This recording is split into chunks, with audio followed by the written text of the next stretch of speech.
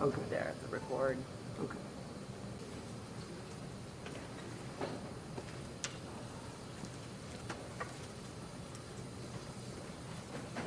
Waiting on the media to start.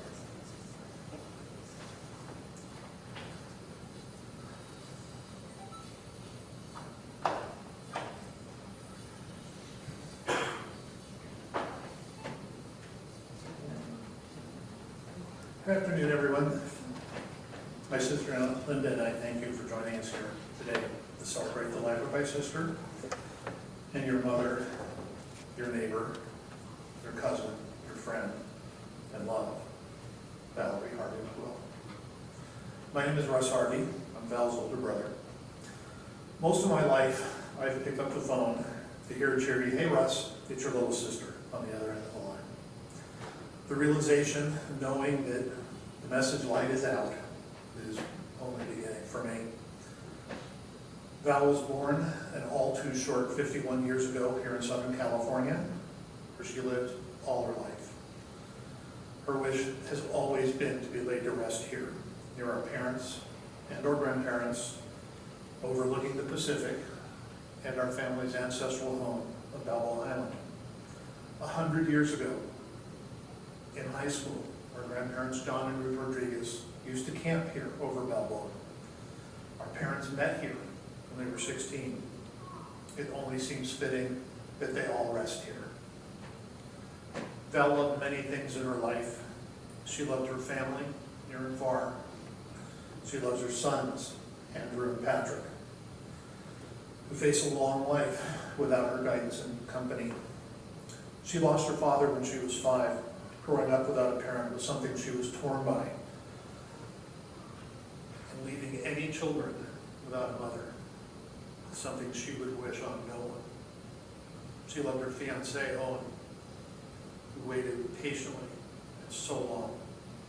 And she loved her parents, Dee and Gary, who she missed deeply and daily.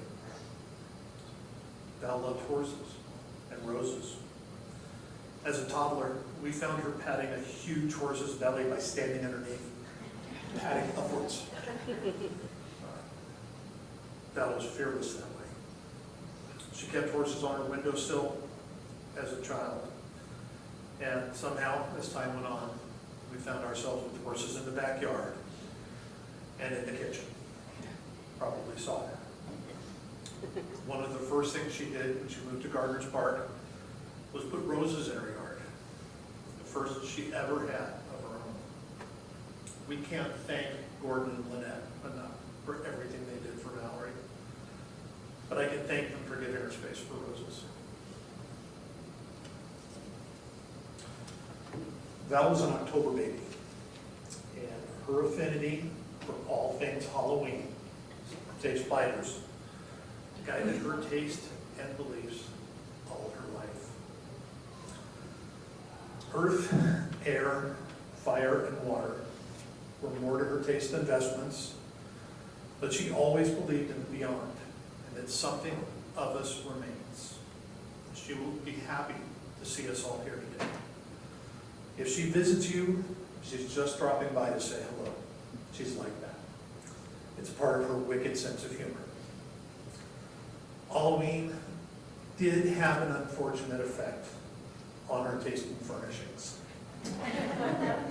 in that she frequently had to be restrained. Thanks, Owen. Really appreciate the help. Valerie always wanted to be older than her years. Linda, you'll agree with me that many of our teenage years were spent trying to keep her from taking over any group she was not included in. As that news of Val's passing made its way around, I got a lot of messages from old friends asking, "Do you remember?" Most of them remembering her 12 going on 20, "Don't you dare leave me out" attitude. It's attitude. Val had attitude in abundance. It's what fueled her years in Hollywood as a camera. It's what fueled her drive to document rock and roll, document her friends, document the bands she hung out with. Human drama for her was more than a band, it was a personality trait. But we have those photos. We have the photos, we have the album covers, we have those memories of those years. We have the people that she knew from those years. But Valerie lived a lot of years in her too short life. And those years took a toll on her health, and she carried a great deal of pain from that. And today we can be grateful that pain is eased.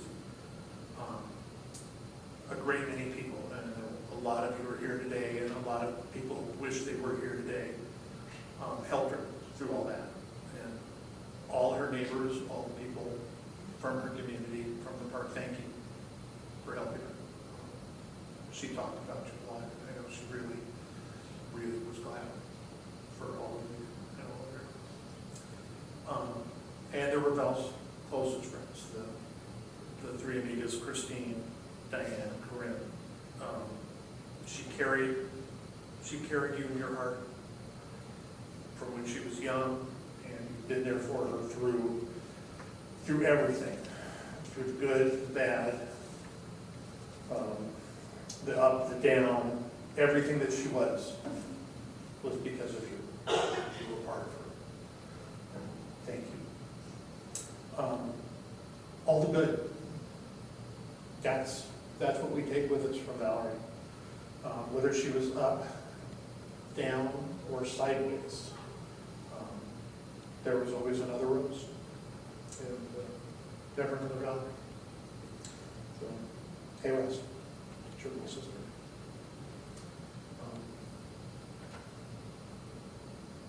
And my sister Linda wants to say a few words. I could go on and have to know too. I think that's enough, and I'll be back. Thank you for. Okay. Wow. I'm a teacher. I'm used to talking all day, and I'm not used to having a microphone right there. So again, thank you for coming. And unlike my brother, who's very organized and detailed, there's a quote I heard that I just loved, and I don't have the exact citation of it, so it's an indirect quote to my friends. That's the lesson. We are the curators of the museum of our family's memories. And it's something like that. But I just love that, how those of us who are left, it's our responsibility to tell those stories and share those stories with the people who are younger.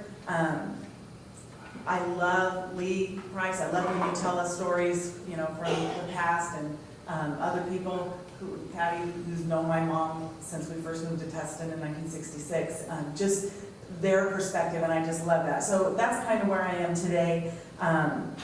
Because Valerie was 4.5 years younger, most of my memories are from when she was younger. And I just have something in my, you can't talk about my sister without also talking about my mom, because they were so close and tight.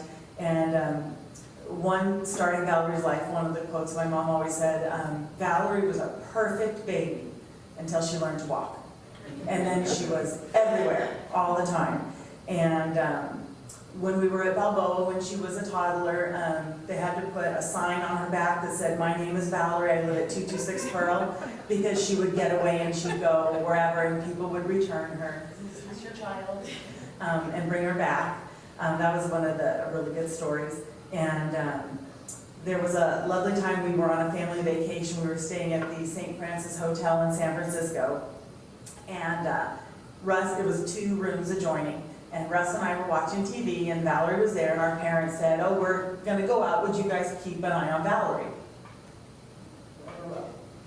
Happened all the time. Okay, because we were just enough older that, you know, 7 and 8-year-olds could keep track of her. But anyway, so they went somewhere, and they came back, and they said, "Where's Valerie?" And we said, "Well, she's in the other room," because they were just adjoining hotel rooms. And they said, "No, she's not." So it was a big drama, big high-rise, you know, hotel, big fancy hotel in San Francisco, and everybody was looking for And turns out she had walked out of the hotel room on whatever floor it was on, gone to the elevator, taken the elevator downstairs, gone to the little gift shop, tried to buy some candy, but she had no money. And she was 2 at the time. Okay, she was 2.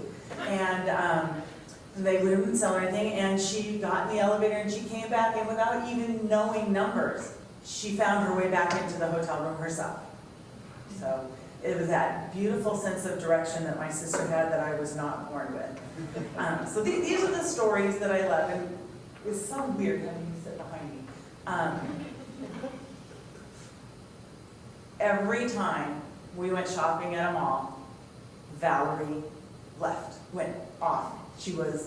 We didn't lose her. She had a plan of where she was going, and she would go. So this would be Dee, okay, you stay here. You go up that elevator. I'll go down the main place, which was Fashion Square at the time. So it was always like, where's Valerie? So we never figured out in those days you'd tether people tether their kids, but like it was just a given that if we went to the mall, we'd be hunting for her and finding her eventually. And I'll just add a little more to my brother's story. When we moved into the house in Tustin, it was 8 acres of avocado trees, and there was a horse corral with a couple of horses in it, like 2 lots over. And again, my grandmother was watching us, and Valerie got out, and again, she was like 2. And she crawled into the corral, and yeah, she was up underneath the horse, patting the belly, and we couldn't figure out how to get her out of the corral. So my grandmother had a cookie. She's like, Valerie, here's a cookie. Okay. And then we got it. She didn't feel any fear. She was born fearless, and her friends who played with her through all those, like 14 to 30 age years know that she was fearless all through Hollywood and all the things that she did. Something that I don't have either of those, no sense of direction and no fearless, but we do have this Harvey talking thing that we tend to talk a lot. And my sister could talk more than anybody. And she could talk to anyone, somebody she had never met before, somebody she hadn't seen. Doesn't matter whether you were a CEO or a 2-year-old, she just was really, really friendly and talkative. And I know the people who live in Garner's Park know that Valerie knew everybody and everything that was going on. Let's see, and just like Russ said, see, there you are behind me. The phone calls. I don't talk on the phone. I'm terrible. I never return phone calls. I'm bad. But my sister was great on the phone, and I know she kept in contact with her close friends all the time because everybody's just a phone call away. And as most people, you don't use your house phone very often anymore, and everybody's on their cells. And so when our house phone would ring, it would either be a telemarketer or Valerie. And Valerie always had great things. And the phone will ring now, like, is it Valerie? No, and I don't remember Valerie. But, it's Talk Like a Pirate Day. Have a good day, bye. And she just hang up. So there's no one to call us and tell us it's Talk Like a Pirate Day anymore. And we just enjoyed that, and that was one of the things. And I did look through Dee's photograph album, and Valerie got an award at 6th grade's outdoor science camp for talking nonstop for an entire week. It's not me, it was her. Valerie was going through a down period last fall, and I have my mom's photograph albums, I have my photograph albums, and I kind of hold them like this. And I don't have pictures, and so I went through all of my mom's photograph albums, and I made an album of Valerie from birth to age 16. And so I went through all the pictures of her, and from some of them were in there, and some of them are in the book. And so for Christmas, I gave her an album of just her childhood. And one thing that I noticed in looking for pictures of Valerie through that period of time, and then through this period of time, helping Owen with the slideshow, is there's almost no pictures of Valerie, just Valerie. Because they're all head-to-head, smiling. The best picture, she is holding, cuddling, clinging to. There's I don't know if it's in that one wonderful picture of her and Corinne at Balboa. They're hugging, head-to-head. And part of her personality was that loving, holding, connecting with people. And it's just one of those things that was made more clear to me as I went through all the pictures of her from her childhood. She just has almost no pictures of her alone. Valerie loved animals, as Russell said. Frosty the pony, Vinegar, Frosty used to get out, we called him Houdini.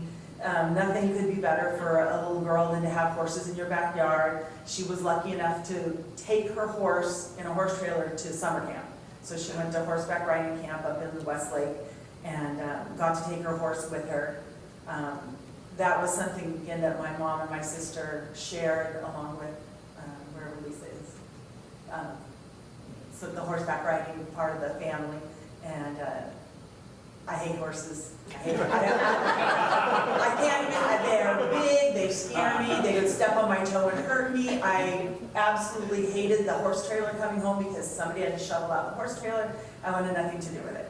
But for my mom and my sister, it was a connection, and I think you're born loving horses. I don't know why, I didn't get that gene, but my sister loved cats immensely. She loved dogs, but horses were her favorite thing. And I do have to, she loved her kids, and she was so happy to be a mom, and I'm really sorry that she's gone, and they're not going to get to have her. I mean, I was a lot older when my mom died. It was really hard for me, so I can't imagine for Andrew and for Patrick how hard it will be. But I just have to say, remember the stories, remember the times, tell the stories, talk about it. I think the more you celebrate all those little things that happen in your life together, that it makes them there with you, you know, in your heart, in your mind, and in the room. So I think Valerie's here somewhere. So anyway, thank you for coming.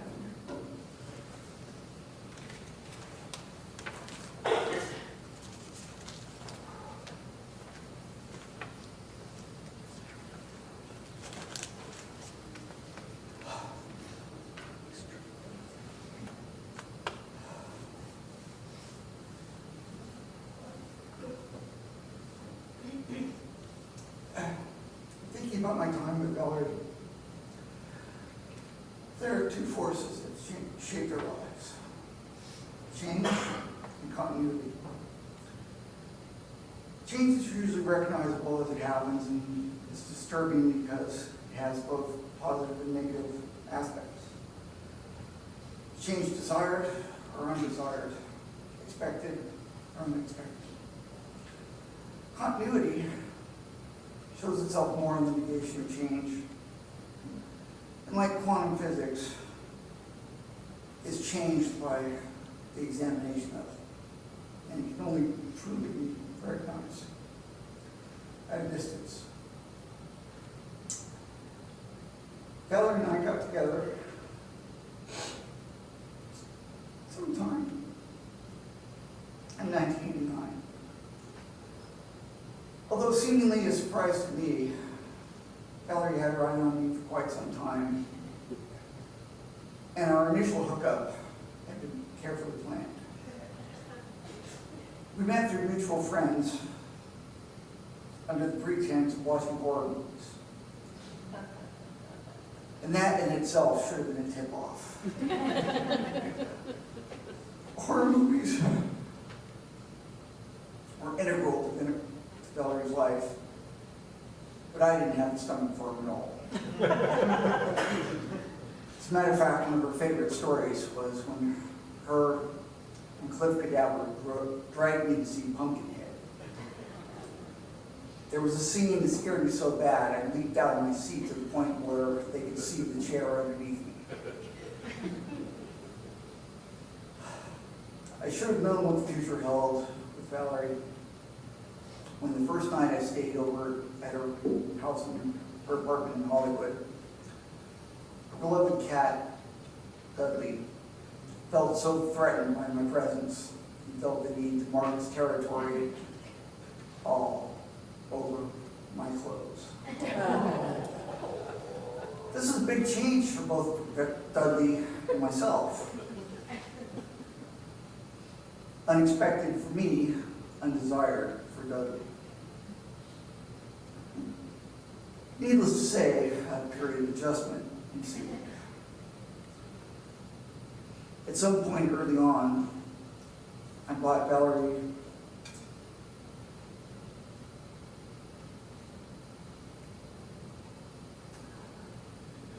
black leather rose. It seemed to symbolize what we were at the time.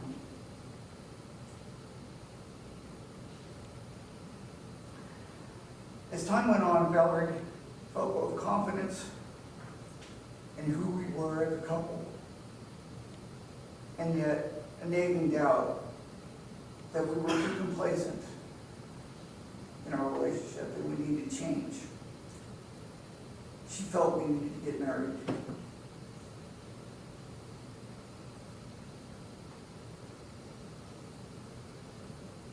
I, on the other hand, wasn't ready for marriage. I was still living at home. I just started working. I didn't want that kind of change. The pressures of the biological clock were too great, and we broke up. Since that time, I've always felt that the hardest trial a relationship can endure was the wedding reception. Those of you may know that story. Fast forward 18 years. Valerie and James moved out of her mom's house in Tustin and into Gardner's Park. And they had two beautiful sons, Andrew and Patrick. I, on the other hand, was living in a kind of stasis. My folks had died and I took over the house that I grew up in. Apart from cutting my hair in 1998, not much had changed. Same car, unmarried, a bachelor's wife. Out in the real world, technology had developed by leaps and bounds. Cell phones, which used to be high-ticket, exotic items, had come down in price to the point where most people had them. In fact, many people only had a cell phone, gave up their landlines because they didn't offer mobility and freedom that cell phones did. I was not one of those people. I always had a fear that someone from my past, family members, old friends, would someday need to get a hold of me. And if I gave up the landline, they would be able to. So for the benefit of any as yet unknown associates and hordes of telemarketers, I kept the original Maguill rotary dial kitchen phone, paying a fortune to maintain continuity of the past.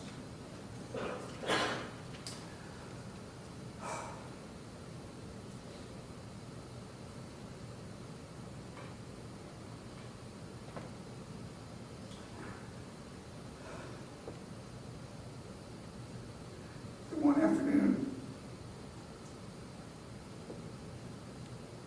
in 2008, while watching TV, over-the-air TV, via the aerial attached to the chimney, the phone rang. It was Valerie, calling the only number she had for me, the house phone.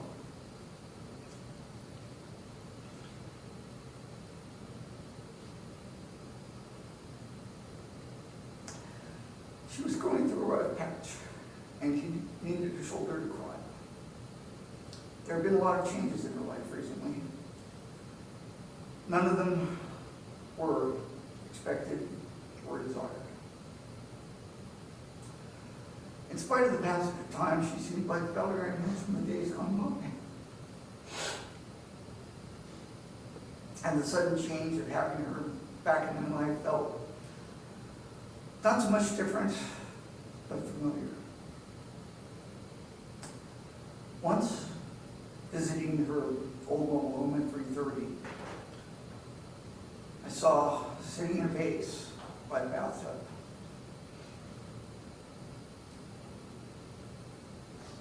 a single black leather rose.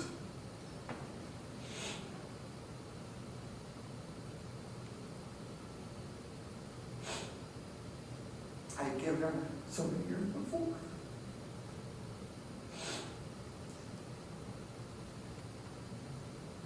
Surprised, I asked her, "You kept that after all this time?" And with only the certainty that Valerie could muster, she said, "Of course I did."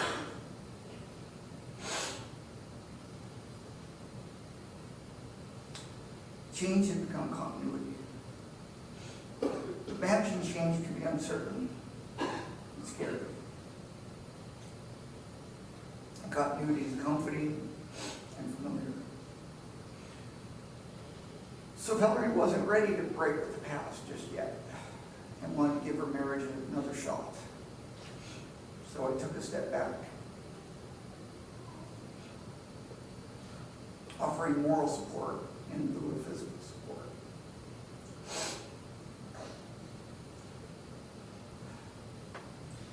Then deep passed.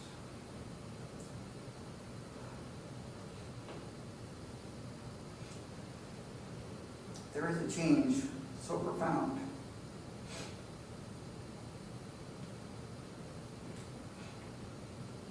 It causes us to re-examine our place in the universe, and to doubt our path forward, and to break with the past. Dee's passing had that effect on Valerie. As she came to grips with her loss, she realized change happens on its own accord and not always for the better. She saw that at last the changes in her marriage had surpassed her ability to manage them, try though she might. And with that clarity, she and James went on their separate ways. This was major change, not quite expected, not quite desired. He had embraced with hope, freed from the uncertainties and doubts of the past, Valerie flowered, and was finally able to pursue her own interests. Who knew the internet was full of horses?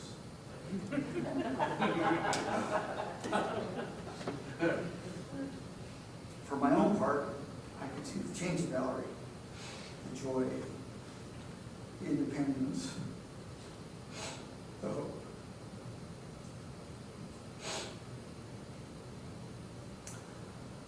I decided that now I was finally ready to change, to make up for lost time, and to make a life together. This was to be change desired. So, Labor Day weekend, 2014, under the ruse of a staycation at my house, I set out a daring plan. On her arrival,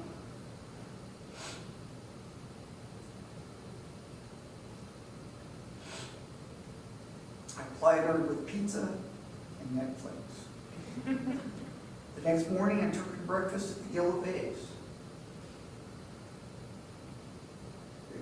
feeding her egg white omelets and views of Catalina. We went horseback riding in the canyon trails of Palos Verdes. She vowed she would go riding more often and volunteered to take care of horses. After a nap in the afternoon, we set out for the chart house in Redondo Beach. With the subterfuge of wanting to show her something, I brought her to a little park.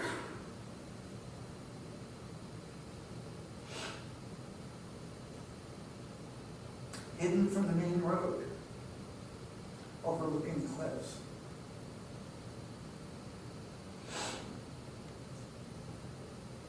With the dolphins and sailboats in the channel with witnesses.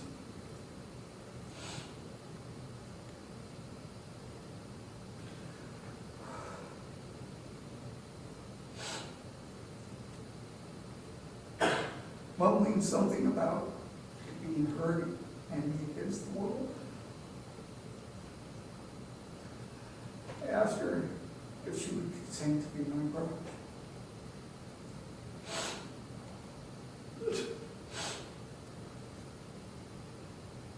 And in spite of my many failings, she said yes.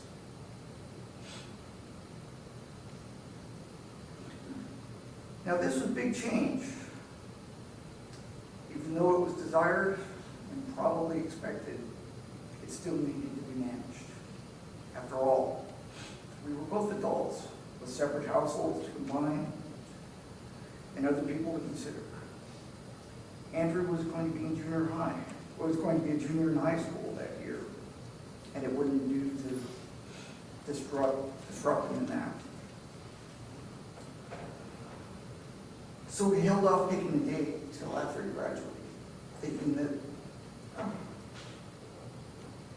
there's no need to rush because we had the rest of our lives together.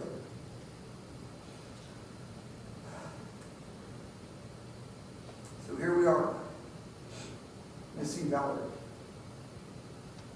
questioning our place in the universe, doubting the path forward. Where do we go from here? What do we do?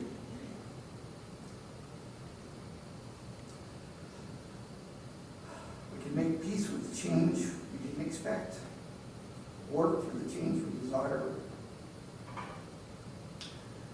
and rejoice in the continuity of things that don't change.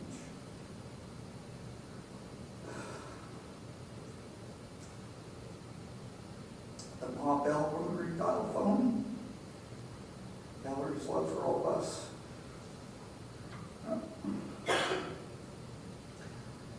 And our love for her.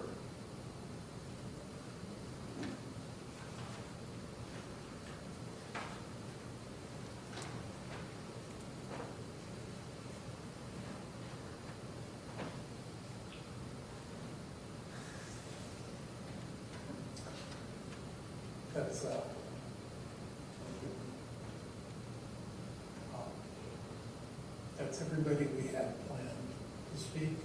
If anybody has something they'd like to tell us or share, please come up. Push them up. Right here.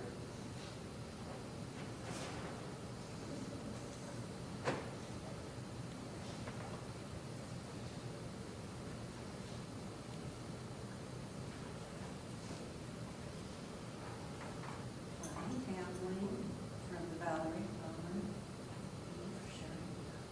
So nice, my name is Lisa Rodriguez Clement. I'm Valerie's second cousin. And Valerie and I shared a love of horses. And I always thought maybe I was born on the wrong part of the family tree because Dee and Valerie loved horses and my sisters were all like Linda. They were like, ugh. They keep them away, kind of a thing. So I live in Oregon now. I live in Oregon, but I had a horse ranch on the Back Bay in Port Beach for almost 25 years. And Valerie and I would see each other every year at the family reunions, or Rodriguez family reunions at Tristan and Diana Rodriguez's house in Fort. And we rekindle our talk about horses as horse people do. They just talk about horses all the time. And so we started communicating more. And once in a while we'd get on the phone and just talk about our kids and things like that. And I came over to babysit the boys. And that was like a miracle. I don't know where she got her strength. And she had so much going on in her life. And the changes kept coming and coming, and like they do in life. And I called to invite her to come out to the ranch a couple of times, but she was just so busy with the boys and all. And then one day I had something happen, and I called her up and I said, I think you're someone that can really help me. I have a dilemma. I was rescuing horses, and someone had dropped off a massive draft horse at my house. And I didn't know what to do. The thing was so big that I was a professional horse trainer and I was overwhelmed by it. It was young, it was big, it was spirited. It just, I didn't even have a corral big enough. It was so huge and everything. And I said, I don't know what to do about this horse. She said, I'll be right over. You know, and I'm like, okay. And so she came over and I said, look at the size of this animal. She goes, I'm going to take total charge of this. And this horse had horrible sores on it. It was sick. It was in terrible shape. And she said, don't you worry about it. What's its name? I said, I have no idea. I go, what do you want to call it? And she goes, well, I'm going to think on that a little bit. And she showed up and healed this horse. She handled this horse. She even crawled up on its back. Most of my horses were like here, and this horse was up here. And I'm like, how are you even doing this? And she was fearless. She would go walking down the street with this massive horse. There was a picture of her on the slideshow. And I just couldn't believe that she just took on this huge project. She named the horse Beja. I don't know where she got that name, but it seemed to suit the animal, and the animal just fell in love with her. She fell in love with this mare, and I was just mystified how she did it. She made it happen, and she made it seem like she had done it every day of her life. And I mean, in her heart, that's where she was all the time. And I wish that she was going to still be joining me in my adventures on horseback, and her growing friends back here that also share that passion. And it is something you're born with. God only knows where it comes from, but you're born with it. And Linda sent me out some of the mementos from Dee and Valerie, and I even have Dee's saddle, which I ride in and preserve beautifully on a very high stand, his name on it. I even have Valerie's bridle hanging in my tack room. I work at it every day, and now when I sit and feel those reins as I sit on my horse, it has a very special meaning. So I just wanted to share that, how special she was to me and my horses.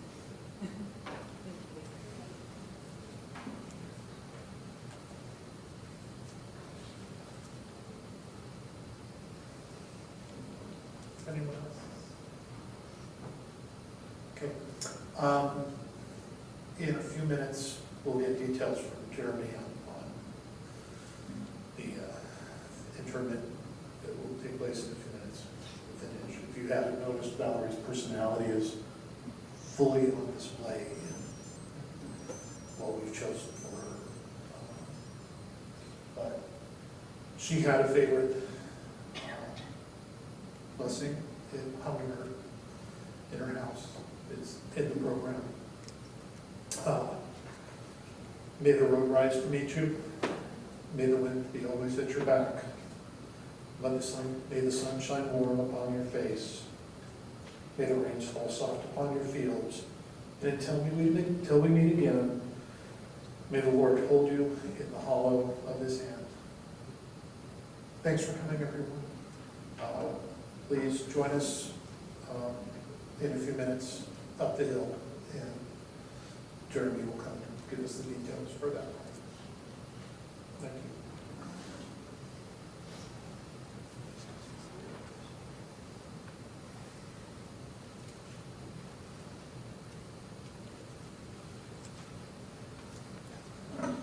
Thank you, Russ. As Russ had so eloquently put, this does conclude the chapel portion of our service.